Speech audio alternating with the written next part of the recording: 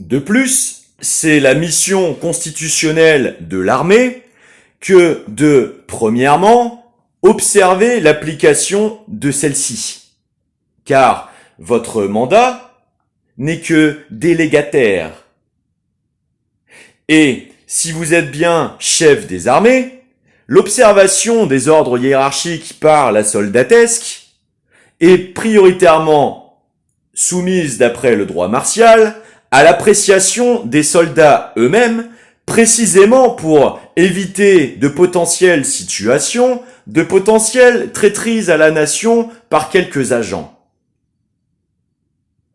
Non, monsieur Macron, votre personne ne fait pas preuve de loi, c'est la légitimité de votre mandat qui vous la conférerait en cas d'adéquation à ceci. Permettez-moi donc, en tant que citoyen, de vous témoigner la situation de laquelle je suis obligé de vous formuler ces critiques nécessaires.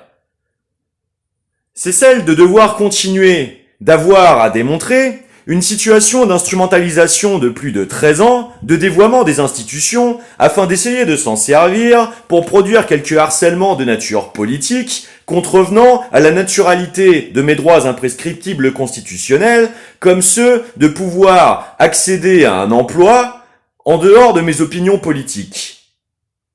S'il devait donc s'avérer que 2 présidents propulsés à la tête de l'État, depuis votre cercle personnel, d'ex-rapporteur de la commission croissance Attali à la banque Rothschild, avec monsieur Sarkozy ayant accédé aux plus hautes fonctions par l'irrespect des conditions légales et légitimes d'élection, condamné actuellement pour cela, être avéré.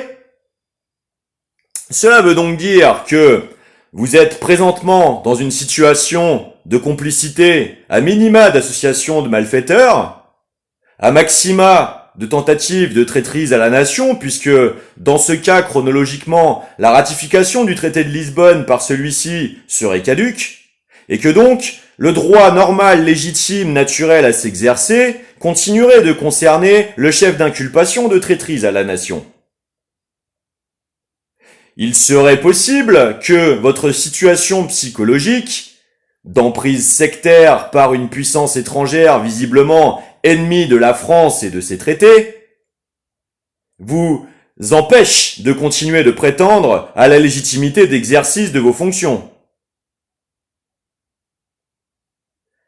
C'est à ce titre que je vous adresse, premièrement, ces recours en estime à l'appel à la remobilisation beaucoup plus observante des principes des droits en exercice de ces mandats, afin de rectifier le plus rapidement possible la formulation internationale usurpant notre nom, notre image et notre volonté internationale de vos formulations.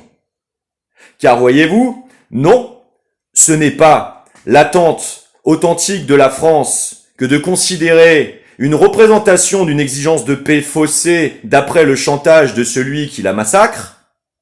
Ce n'est pas la volonté authentique de la France et des Français que d'avoir à se satisfaire d'une tentative d'intimidation par maltraitance pluridécennale afin d'essayer de produire ce résultat par une temporisation perverse et contrevenante au droit fondamental incompressible et inaliénable, pardonnez-moi. Car, voyez-vous, ce n'est pas possible de considérer comme observant le droit de la guerre statué par les traités internationaux que de devoir considérer une quelconque légitimité du régime netanyahouien à se défendre d'après des perpétrations d'actes de barbarie contre ses propres civils orchestrés par ses propres constitutions.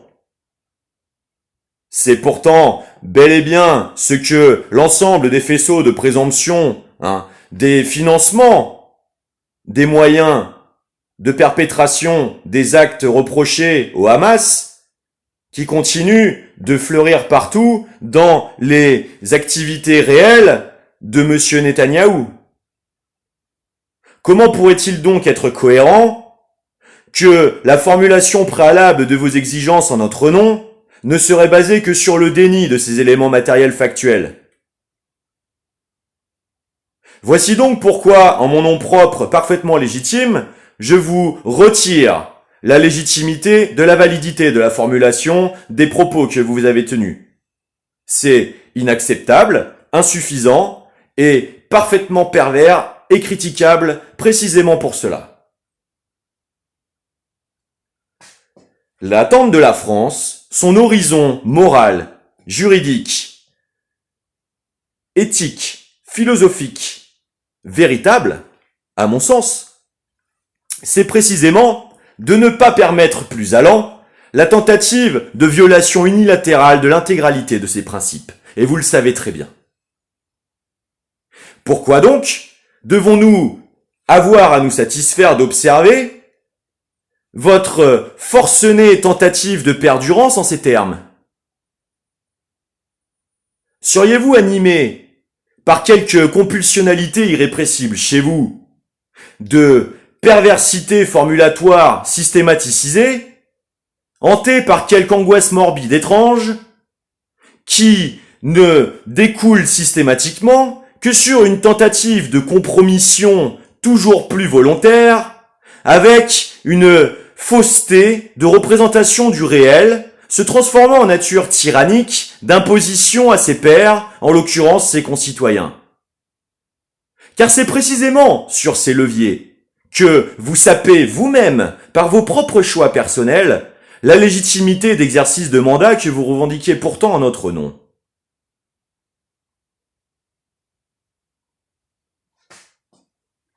Êtes-vous donc réellement en faculté, en ressources psychocognitives, réellement en possibilité actionnelle d'œuvrer à une véritable cohérence de perception préalable personnelle afin d'observer les véritables attentes de ce peuple français duquel vous empruntez la voie?